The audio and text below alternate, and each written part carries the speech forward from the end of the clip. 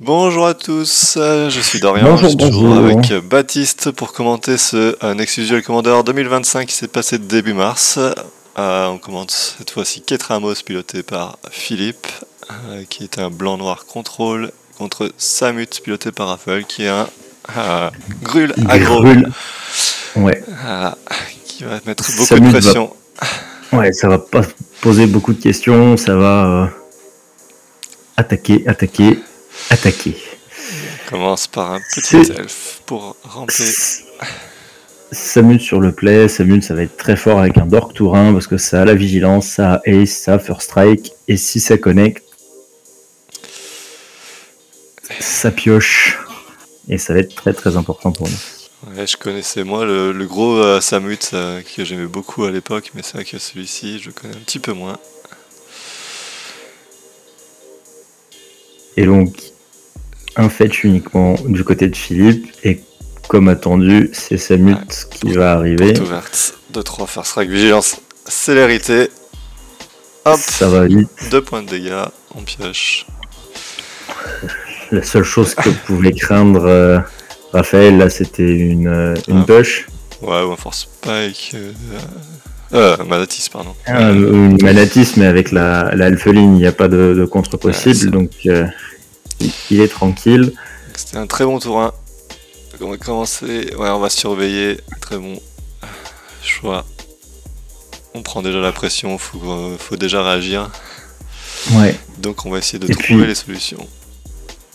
Et même si on trouve pas forcément tout de suite et que c'est pas intéressant, on a toujours l'option de remplir le yard.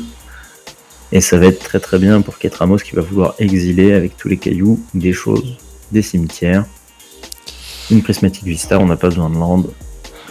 Effectivement, après, c'est vrai que c'est un peu contre-productif. Je n'ai pas trop vu jouer, mais Ketramos, donc effectivement, il a besoin d'exiler les graveyards, mais ça lui fait piocher, c'est cool, mais ça lui fait perdre des points de vie. Mais ça lui fait perdre des points de vie. À quel point c'est intéressant contre un Grul aggro. Ouais. C'est sûr.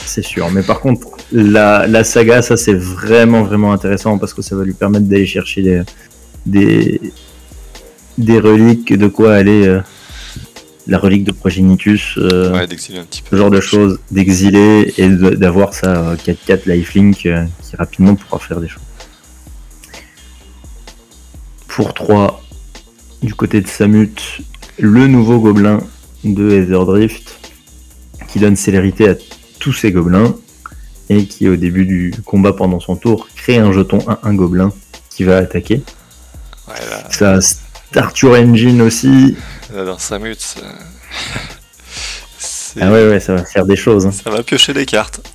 Ça va piocher et ce gobelin-là a aussi la joyeuse idée de, une fois qu'on a atteint la vitesse maximum, de pouvoir se taper pour ajouter de la mana rouge pour chaque gobelin qu'on contrôle.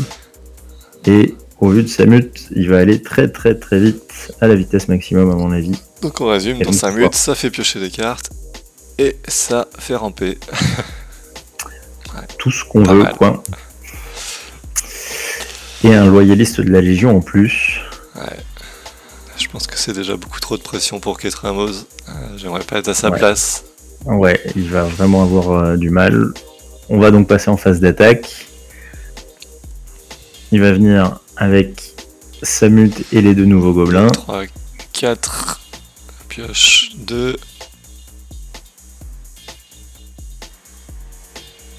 Si j'ai bien compté. Oula, un petit bug. Ouais, la tablette. Donc c'est ça, 4. On accélère. Ouais, vroom, on va vite. Pioche 2. Et là, on est déjà sous pression contre un contre un Grul aggro. Je dis mono rouge parce que c'est dans l'esprit, mais contre un aggro qui a toujours cette carte en main, c'est très compliqué. C'est pas sympa. Urborg de la saga. Je pense qu'il va le faire après. Voilà. J'ai l'impression d'avoir vu une marche blanche dans la main de Philippe. Ouais, mais t'exiles quoi, Samut? Je pense que il pourra même pas là, il va pouvoir. Kunoros, c'est pas mal ça, Alien de vie. Ça a le lien de vie, ça a la vigilance et la menace, donc ça pourra, si on arrive à clear un petit peu le board, attraper 2-3 choses. Ça bloque le cimetière, mais c'est pas très intéressant contre Samut. C'est vraiment le lien de vie là que je trouve intéressant, qui peut l'aider. Ouais, mais malheureusement, tu joues contre Samut, cette carte en main. Et il y a le board. Je serais étonné qu'il n'y ait pas un petit lightning bolt, un petit truc. Ouais, un flame slash, ce genre de bêtises.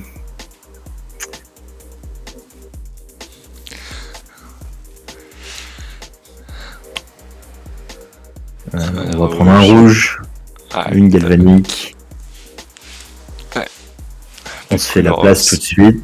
Ouais, bah c'est l'avantage d'avoir pioché 3-4 cartes depuis le début en plus. Ouais. Et là, si on fait les maths, il y a 2, 4, 5, 6, 7, 8 sur le board. Ouais. Ça va aller très vite. S'il a autre chose à jouer avec Ace,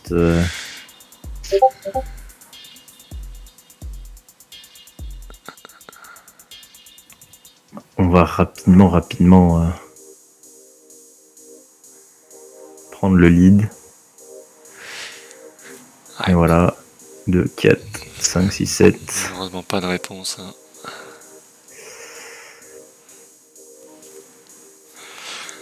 On est déjà un peu fataliste sur ce sur ce combat.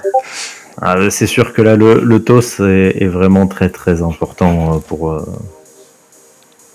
Samut. Hein. Ça va faire beaucoup de différence. Avec une aventurière pour suivre, ouais, c'est l'initiative qui va mettre la pression des 5 points de vie. Ouais. Quand même tu t'en sors, je pense que là tu ne t'en sors pas. Ouais. Peut-être que la seule chose qu'aurait pu pourrir encore plus Ketramos, c'est si on avait eu une arène de gloire pour donner la célérité à l'aventurière, mais ouais. Je pense que la messe est dite pour Ketramos. Ok, ouais, le trigger de fable. Ouais. Trigger de la fable. 4, ouais. On a le mana ampoule. De la saga, pas de la fable. De la saga, pardon. Ouais. On a le mana ampoule. Et on n'est pas allé chercher par contre de...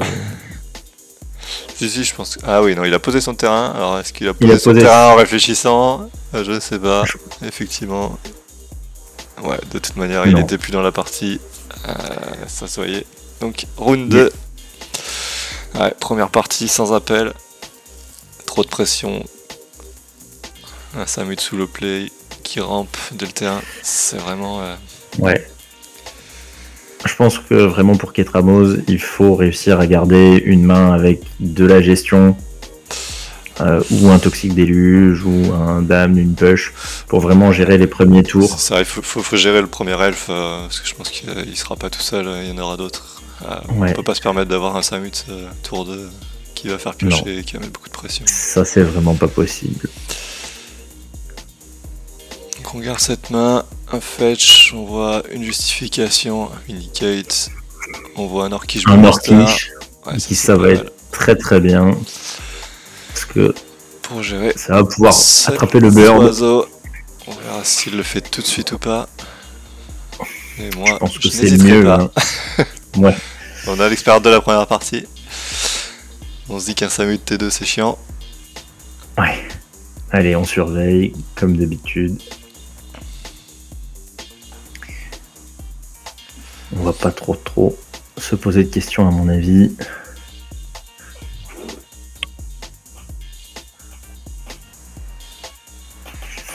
Parce que Ketramos, c'est un pack qui va quand même avoir beaucoup de gestion. Ouais, clairement. Alors Philippe joue une liste un poil différente de celle qu'on voit aujourd'hui. Ouais, faut pas oublier que c'était il y a 3 semaines déjà, au moment où on enregistre, donc ouais, ça évolue, c'est un pack assez récent. Ouais. Je pense que ça va beaucoup évoluer encore. Donc, une place des héros qui est mise au yard, un Baroglyph qui est pioché, une tour de commandement, et immédiatement, Orcish Ça, on n'hésite pas, effectivement, on gère cet oiseau du paradis, on veut pas voir sa mute autour d'eux, on investit dans un token papier. Et ce sera très fort, on lui met son marqueur +1/+1, et on dit... Voilà. Et là, tout de suite, c'est... Alors, on est dans une meilleure position. En plus, en quiche, on ne le dit pas, mais ça bloque la draw de sa mute, hein, potentiellement. Donc, Ah oui, c'est sûr que c'est très très différent. Le voleur de riche, ça a la portée, ça a la célérité. Ouais. Dans tous les cas, c'est tout ce qu'on veut voir.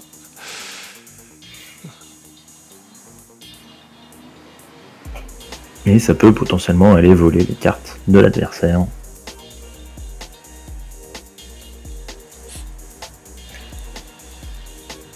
Pour le coup, on prend gentiment. Ouais, on n'a pas de... On valorise trop cet orquiche, il faut qu'il reste là dans tous les cas. Ouais. Et bloquer 2 points de dégâts à ce moment-là, on préfère potentiellement faire grossir cette armée orc.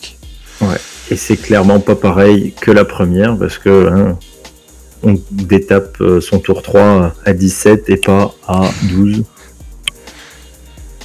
On attaque. Et on commence à faire la course. Et donc là, est-ce que le Barogolf tout de suite? Moi, ça me semble être une bonne idée parce que. Alors, Ramos. Ouais, on veut se positionner. Le Barogolf, on avait une 2-3 lifelink. Ouais, après j'ai vu une Rest in Peace, je crois, dans sa main qui permet de vider le cimetière. Ouais, il a Rest in Peace parce qu'il a il a pris le pli de jouer, je crois.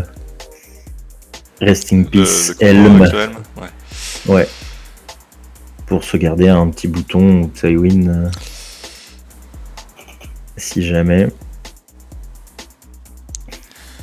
Et donc on pose directement le général qui pour le moment ne fait rien mais qui pourra rapidement gérer. On a un cataclysme aussi en main. Comme il n'y a pas d'elfe en face, on est un peu plus tranquille. Aïe, la Blood Moon. Mais la lune de sang.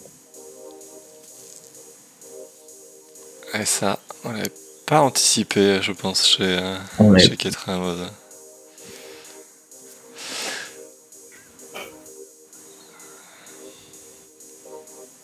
Ouais, et là ça va vraiment faire des sauces. Le voleur de riche qui va pouvoir voler une carte, une prismatique vista, donc une montagne, chez Philippe. Mais là, ça va vraiment clairement changer la donne, sauf si Philippe pioche comme un grand. C'est basique. Pour Ketra Ramos, comme on va jouer des menus de consultation, Tainted Pact, ça met un petit peu plus de basique que une liste normale, donc oui, il a plus de chances de s'en sortir, mais il peut faire des choses. Allez, mais là on se retrouve bien bloqué, donc ça reste une attaque pour équilibrer les comptes, mais du coup là on n'a plus du tout de solution à l'instant T, ouais, ça va être très difficile. Ce qu'on peut espérer, c'est attraper il faut un artefact pour pouvoir exiler les cimetières, essayer de faire fonctionner Ketra Ramos rapidement. Et peut-être que là, le Barogolf aurait été très intéressant parce que on avait au moins un bloqueur. Un bloqueur, Death Touch, Lifelink. Et là, on voit apparaître des bêtises. Un voleur de riche, une Laelia qui va trigger, et un loyaliste de la Légion. Et la course là n'est plus du tout la même. Allez, on va voler un DT. Il y a 3, 5, 6. Et on se rend compte que quand on n'anticipe pas une lutte de sang, ça retourne toujours une partie. Hein. Et ouais. Après, je pense que la main était tout à fait correcte du côté de Philippe à garder. Ah oui, totalement. C'est juste que voilà, le fetch ruelle sombre, il faut faire attention. On a une justification en main, il faut peut-être setup la justification pour au cas où. C'est vrai que ça, c'est des choses qu'on ne pense pas tout le temps quand on joue contre un deck rouge, mais qui peut nous faire perdre des games. Voilà. Donc peut-être un petit manque d'expérience du côté de Philippe sur ce play, ouais. La petite maison dans la prairie, qui est une montagne. Une montagne, et donc qui arrive dégagée. Effectivement. Mais les montagnes, ça changera pas grand-chose. Très intéressante dans son deck, malheureusement. Ouais. Là, il va laisser passer le loyaliste, il va pouvoir bloquer... Non, il va pouvoir bloquer la Elia qui commence sérieusement à grossir et le voleur de riche. Et ouais, parce que là, on est déjà sous menace de l'étal, hein, je pense. 4, 5, 6, 7... Ouais, hein, ça va très très vite. Compter les potentiels burns qu'il a en main. Continue de voler des cartes.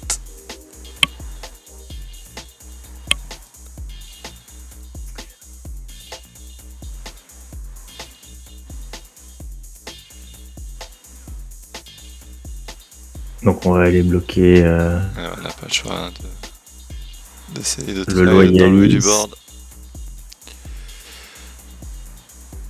On laisse passer la Laelia. On se met à portée de Bolt. Non, 4 points de vie. 4. Ouais. Okay. Mais... le DT, le land.